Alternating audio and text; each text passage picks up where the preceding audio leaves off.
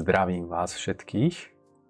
Moje meno je Michal Šprlák. Som docentom na katedre geomatiky Fakulty aplikovaných vied na Západočeskej univerzite v Plzni a dnes mám čerstvú novinku pre kolegov z môjho a príbuzných odborov. Mojím hobby a zároveň živobytím je fyzikálna geodézia, to jest určovanie gravitačného poľa na makroskopickej úrovni. Táto zelená učebnica, respektívne jej prvé vydanie z roku 1967, sú moje modlitebné knižky. Stala sa však taká vec, že ich obsah poriadne zostarol.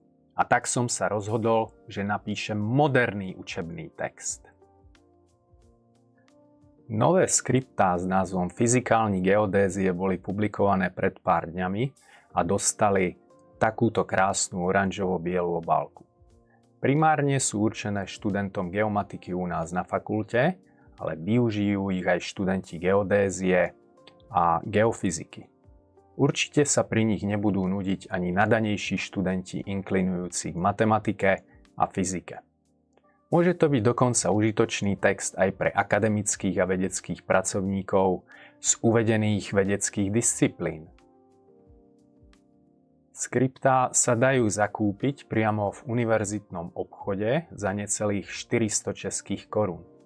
K dispozícii je aj asi o polovicu lacnejšia elektronická verzia, napríklad na platformách Palm knihy, Google Books alebo Flexibooks.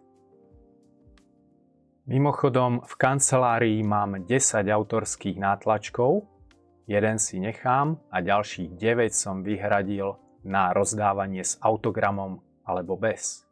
Tak neváhaj a zaklop mi na dvere ešte dnes. Majte sa pekne a teším sa na ďalšie virtuálne stretnutia.